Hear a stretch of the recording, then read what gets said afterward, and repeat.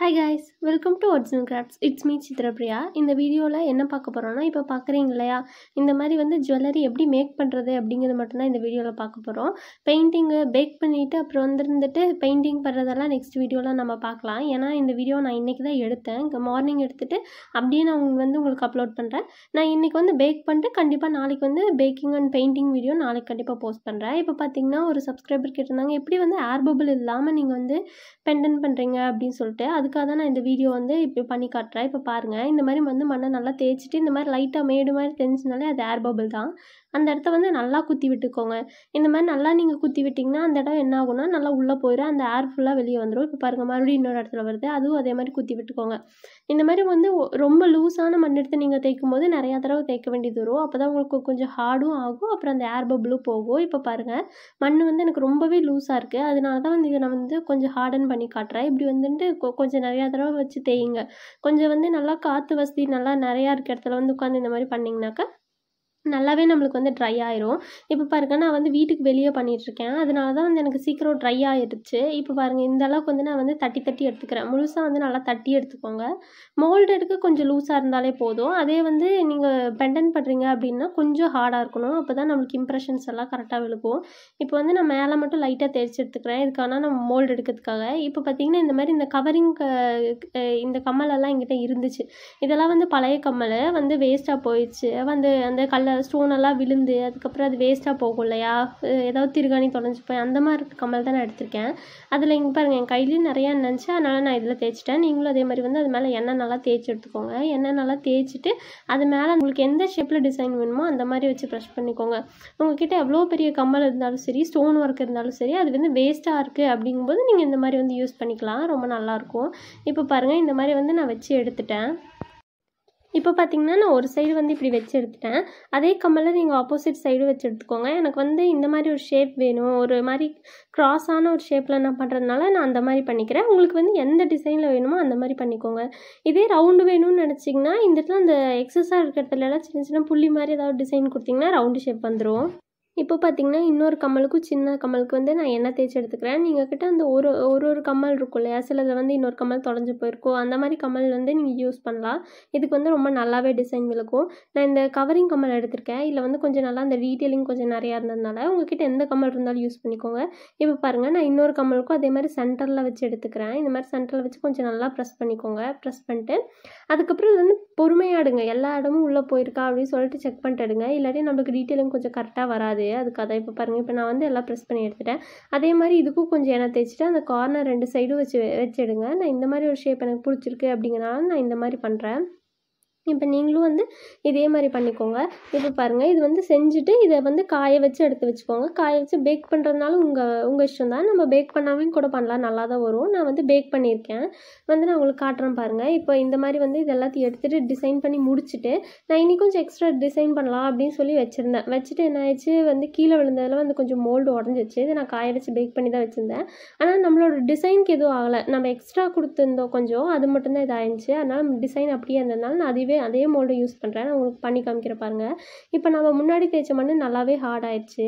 அதை வச்சு கொஞ்சம் நல்லா ப்ரெஸ் பண்ணி காட்டுறேன். ஃபஸ்ட்டு வந்து மேலே நல்லா இந்த கட்டவரில் வச்சு நல்லா ப்ரெஸ் பண்ணிக்குவோம். அப்போ தான் வந்து நம்மளுக்கு டிசைனுக்குள்ளெல்லாம் வந்து நல்லா மண் போகும். அதே மாதிரி வந்து எல்லா சைடும் வந்து அந்த கார்னர் உங்களுக்கு எந்தெந்த இடத்துலலாம் கரெக்டாக டிசைன் வருமோ அதனால நல்லா ப்ரெஸ் பண்ணி விட்டுட்டு அப்புறம் வந்து அது லைட்டை இப்படி மடிச்சு விட்டுக்கோங்க. உங்களுக்கு எக்ஸ்ட்ரா மண் தேவைச்சு பெண்டன்ட் ரொம்ப லேஸாக வருது அப்படிங்கும்போது இப்படி மடிச்சு விடுங்க, இல்லாட்டி வந்து கொஞ்சம் திக்கான வச்சு மண்ணையே அமுத்திட்டிங்கனாலும் கரெக்டாக தான் வரும். இப்போ வந்து நான் இந்த மாதிரி மடித்து விட்டு அந்த லைனெல்லாம் தெரியாமல் நான் வந்து இந்த ரோலர் வச்சு நல்லா ரோல் பண்ணிடுவேன். நீங்களும் அதே மாதிரி பண்ணிடுங்க. அப்புறம் ஏதாவது லைன் மாதிரி தெரியுது அதெல்லாம் வந்து இன்னைக்கு கொஞ்சம் ஸ்மூத் பண்ணிக்கோங்க. ஸ்மூத் பண்ணிட்டு ரோல் பண்ணிட்டீங்கன்னா பின்னாடி வந்து எந்த ஒரு இம்ப்ரெஷனும் தெரியாது. இப்போ பாருங்கள், நான் வந்து ஃபுல்லாக ரோல் பண்ணிட்டேன். ரோல் பண்ணிட்டு அப்படியே பேக் சைடு திருப்பிட்டு இந்த மாதிரி பொறுமையாக அடுங்க. ஏன்னா நம்மளுக்கு சைடு அந்த டிசைனும் தேவையில்லை, அதனால் கொஞ்சம் வந்து பார்த்து பொறுமையாக அடுங்க. நம்ம சென்ட்ரல் டிசைன் எதுவும் ஆகாமல் நம்மளுக்கு வரணும். இப்போ பார்த்திங்கன்னா நான் இந்தளவுக்கு பொறுமையாக எடுக்கிறேன். இப்போ பாருங்கள், டீட்டெயிலிங் வந்து ஓரளவுக்கு நல்லாவே விழுந்திருக்கு. இதை வந்து நம்ம என்ன பண்ணணும்னா கொஞ்சம் ரொம்ப லூஸாக இருக்க மாட்டா இருந்தால் ஒரு 10 நிமிஷத்துக்கு எதுவுமே பண்ணாதீங்க, அதுக்கப்புறம் கட் பண்ணி எடுங்க. அப்போ தான் நம்மளுக்கு கரெக்டாக வரும். நான் வீடியோவில் வந்து உங்ககிட்ட காட்டணும் அப்படிங்கிறனால நான் சீக்கிரமாகவே கட் பண்ணி எடுக்கிறேன். இல்லை வந்து உங்ககிட்ட வந்து ரொம்ப லூஸாக இருக்குது, நம்மளுக்கு கட் பண்ண சரியாக வருமா அப்படின்னு தோணுச்சுன்னா ஒரு 10 நிமிஷம் விட்டுருங்க, எதுவும் ஆகாது. அதுக்குள்ளே ரொம்பலாம் ட்ரை ஆகாது, ஒரு கொஞ்சம் தான் ட்ரை ஆகும். அதுக்கப்புறம் வந்து நீங்கள் வந்து கட் பண்ணி எடுத்துக்கலாம். நீங்கள் ஒரு பிகினராக இருக்கீங்க அப்படிங்கும்போது இந்த பதத்தில் இருந்துச்சுன்னா கண்டிப்பாக வச்சுருங்க. இதை வந்து நீங்கள் கட் பண்ணிங்கன்னா ஒரு மாதிரி பிசுறாக திட்டாக வரும். இதே வந்து இனி கொஞ்சம் ஹார்டாக இருக்குது அப்படிங்கும்போது ரொம்ப நல்லாயிருக்கும். அந்த ஷேப்பில் வச்சுட்டு நல்லா நீங்கள் கட் பண்ணி எடுத்துக்கலாம். இப்போ பாருங்கள், ஒரு சின்னதாக ஸ்கொயர் மாதிரி ஷேப்பில் வச்சு நல்லா கட் பண்ணி எடுத்துக்கிறேன். உங்களுக்கு வந்து எந்த ஷேப் பிடிக்குதோ அந்த ஷேப்பில் கட் பண்ணி எடுத்துக்கோங்க. இப்போ பாருங்கள், இந்த மாதிரி வந்துருச்சு. இந்த கேப்லேயும் வந்து எதுவும் இருக்கக்கூடாது. நம்மளுக்கு இந்த மாதிரி டிசைன் இருந்தால் நல்லா இல்லைல்ல, அதனால் வந்து அது கொஞ்சம் எக்ஸ்ட்ரா டீட்டெயிலிங்காக வந்து கொஞ்சம் கட் பண்ணி எடுத்துட்டு நான் இப்போ பாருங்கள், இப்போ இந்த மாதிரி ஒரு ஷேப்பில் வந்து நான் வச்சுருக்கேன். இது கூட நீங்கள் வேறு ஏதாவது டீட்டெயிலிங் ஆட் பண்ணுறதா இருந்தால் ஆட் பண்ணிக்கலாம். அப்புறம் வந்து சைடில் வந்து ஏதாவது டிசைன் பண்ணுறதா இருந்தாலும் நீங்கள் பண்ணிக்கலாம். எனக்கு இதுவே போதும்னு தோணுச்சு, நான் இப்படியே வச்சிட்டேன். அப்புறம் வந்துட்டு ஒரு இந்த ரிங் இருக்கும் இல்லையா, சில்வரில் ரிங்கு வரும்ல, நான் வந்து ஐபின் கொடுக்கலான்னு நினச்சேன். சரி ஓகே, இதுவும் பார்க்க கொஞ்சம் நல்லா இருக்குது அப்படிங்கிறனால ஐபினுக்கு பதிலாக வந்து இந்த ரிங் எடுத்துட்டேன்.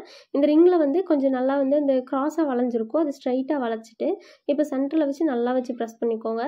எந்த இடம் வந்து உங்களுக்கு கரெக்டாக வேணுமோ கனெக்ட் பண்ண போகிறீங்களோ அந்த இடத்துல வச்சு கரெக்டாக ப்ரெஸ் பண்ணிக்கோங்க. ப்ரெஸ் பண்ணிவிட்டு நம்மளுக்குள்ளே இருக்க மண் வந்துட்டு கொஞ்சம் தள்ளி விடணும். நான் ஒரு ப்ரஷ் வச்சு அந்த நடுவில் கோடு மாதிரி விழுந்துருக்கும் இல்லையா, நம்ம ப்ரெஸ் பண்ணதை அதை வந்து நான் நல்லா வந்து அழுத்தி விட்டுக்கிறேன். அப்போ தான் நம்மளுக்கு உள்ளே போட்டிருக்க ரிங் வந்து அப்படியே லூஸ் ஆகி வெளியே வராது.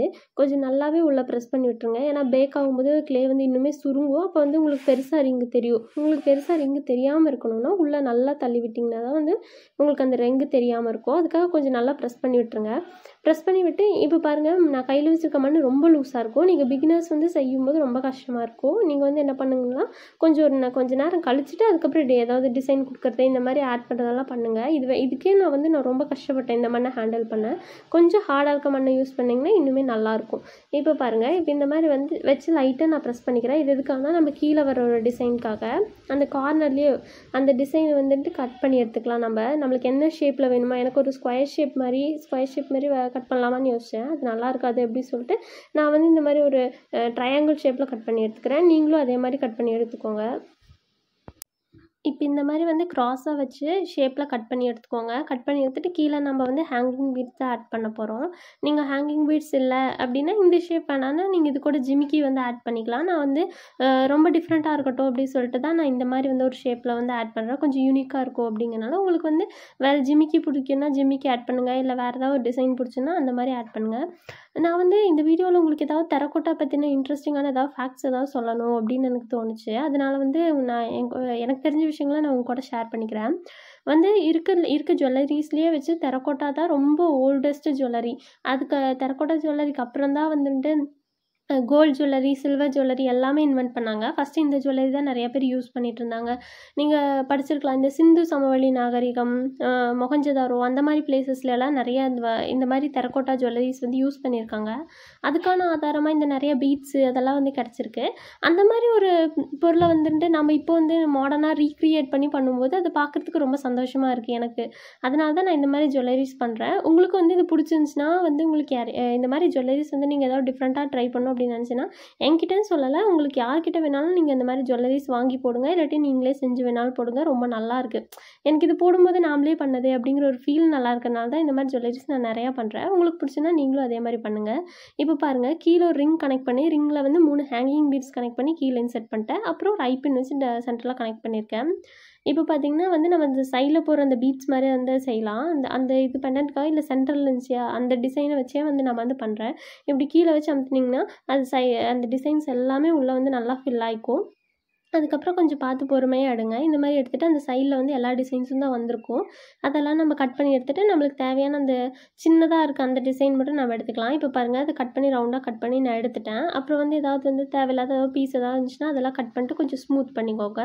ஸ்மூத் பண்ணிட்டு நான் மேலேருந்து ஸ்ட்ரைட்டாக ஒரு ஹோல் போடுறேன் கீழே வரைக்கும். கரெக்டாக சென்டர் பார்த்து ஹோல் போடுங்க. சைடாக போச்சுன்னா நம்மளுக்கு வந்து செயினில் கோர்க்கும்போது ஒரு மாதிரி க்ராஸாக தெரியும், அது பார்க்க நல்லா இருக்காது. இப்போ பாருங்கள், இந்த கரெக்டாக சென்டர் பீஸாக பார்த்து நல்லா ஹோல் போட்டு ஒரு 2 தடவை விட்டு எடுத்துக்கோங்க. ஏன்னா அப்போ தான் பேக் ஆகும்போது நம்ம காய வைக்கும் போதெல்லாம் வந்து சுருங்கும். அப்படி வந்து சுருங்கினாலும் ஹோல் நம்மளுக்கு எதுவும் ஆகாமல் இருக்கும். இங்கே பாருங்கள், நான் வந்து இப்போ இவ்வளோ பண்ணிட்டேன். இதே மாதிரி ஒரு சைடு வந்துட்டு உங்களுக்கு வந்து ரொம்ப லாங் செயினாக வேணும் அப்படின்னா 15 போட்டுக்கோங்க. ஓரளவுக்கு மீடியம் போதுன்னா 10 போட்டுக்கோங்க. நான் ஒரு 10-11 கிட்ட வந்து நான் போட்டிருக்கேன். ஏன்னா வந்து இது பேக் ஆகும்போது கொஞ்சம் சுருங்கும் அப்படிங்கிறனால நான் கொஞ்சம் ஜாஸ்தியாக போட்டிருக்கேன்.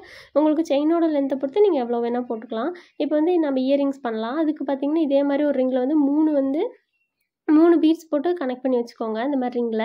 அதே மாதிரி நம்ம சைடில் பீட்ஸ் டிசைனுக்கு வெட்டினோலே அதே மாதிரி கட் பண்ணிவிட்டு இப்போ மேலேருந்து ஒரு சென்டரில் ஒரு ஹோல் போட்டுக்கலாம். இது நம்ம இதுக்கான சைட் டிசைனுக்காக தான் நான் இது பண்ணுறேன். இந்த மாதிரி இதே மாதிரி தான் நீங்கள் அதுக்கும் ஹோல் போட்டு எடுத்து வச்சுக்கோங்க. எடுத்து வச்சுட்டு இதை வந்து நல்லா வந்து சுற்றி விடுங்க. அப்போ தான் வந்து உங்களுக்கு வந்து எந்த ஒரு பிரேக்கேஜ் இது டேமேஜ் எதுவும் இருக்காது. நீங்கள் அப்புறம் ஒயர் வச்சு கனெக்ட் பண்ணும்போதும் எதுவும் ஆகாது. அந்த கம்பியெல்லாம் கொடுக்கும்போது இல்லாட்டி நம்மளுக்கு வந்து எந்த மாதிரி ஆயிரும்னா உள்ளேயே போகாது. அப்புறம் அந்த பீஸே வேஸ்ட்டாக போயிடும். அதனால வந்து இது பண்ணிக்கோங்க. இப்போ பார்த்தீங்கன்னா அந்த சைடில் வந்து கொஞ்சம் ஸ்மூத் இல்லாமல் இருந்துச்சுன்னா அந்த பீஸ் எல்லாம் பார்த்து கரெக்டாக வச்சு கட் பண்ணி எடுத்துக்கோங்க. ஷேப் ஒரே மாதிரி இருக்கிறதுக்காக தான். இப்போ பாருங்கள் நம்ம இயரிங்ஸ் பண்ணலாம். இயரிங்ஸ் பண்ணுறதுக்காக இந்த மாதிரி ஒரு பீஸை வந்து தனியாக கட் பண்ணி எடுத்து வச்சுக்கோங்க. எடுத்து வச்சுட்டு உங்களுக்கு எவ்வளோ பீசஸ் தேவையோ அவ்வளோ பீசஸ் வந்துட்டு கட் பண்ணிக்கோங்க. நான் வந்து 2 பீசஸ் ஜிமிக்கி டைப்பில் பண்ணுறீங்கன்னா இருந்தால் 2 பீஸ் போதும். இல்லை உங்களுக்கு கீழே அந்த அடுக்கு ஜிமிக்கி அந்த ஷேப்பில் பண்ணுறதா இருந்தால் இன்னும் 2 கூட எக்ஸ்ட்ரா இது பண்ணி வச்சுக்கலாம். இப்போ பாருங்கள் நான் இந்த ஹோல் போடுறதா உங்களுக்கு நிறையா வந்து காட்டுறேன். எவ்வளோ சைஸில் வருது எவ்வளோ நம்ம யூஸ் பண்ணுறோம் அப்படிங்கிறதுக்காக தான். இப்போ பார்த்திங்கன்னா அதே மாதிரி ஒரு பீஸ் எடுத்துகிட்டு அதே மாதிரி இந்த 3 வந்து ஜிமிக்கிக்காக போட்டுக்கலாம் அந்த பீட்ஸு. இல்லை உங்கள்கிட்ட வேறு மாதிரி இருக்குது ஹேங்கிங் பீட்ஸ் வேண்டாம் ஸ்ட்ரைட் லாலிபாப் பீடு குத்திக்கிறதா இருந்தாலும் குத்திக்கலாம். நான் எனக்கு இது போதும் அப்படிங்கிறனால தான் நான் இது பண்ணுறேன். இப்போ பாருங்கள் அது அதில் கீழே வந்து செயினில் எப்படி ஜாயின் பண்ணமோ அதே மாதிரி தான் இதுலேயும் ஜாயின் பண்ணியிருக்கேன். இப்போ பாருங்கள் இந்த 2 கம்மலும் நம்ம முடிச்சாச்சு. அவ்வளோதான் கைஸ், நம்மளோட செட் வந்து முடிஞ்சிச்சு. இதை வந்து நான் பேக் பண்ணி பெயிண்ட் பண்ணுறது வந்து நான் கண்டிப்பாக நெக்ஸ்ட் வீடியோவில் நான் அப்லோட் பண்ணுறேன். இந்த மாதிரி வீடியோஸ் உங்களுக்கு பிடிக்கும்னா மறக்காமல் நம்ம சேனலை சப்ஸ்கிரைப் பண்ணிக்கோங்க. இவ்வளோ நேரம் உங்கள் டைம் செலவு பண்ணி என் வீடியோவை பார்த்ததுக்கு ரொம்ப தேங்க்ஸ் ஃபார் வாட்சிங்.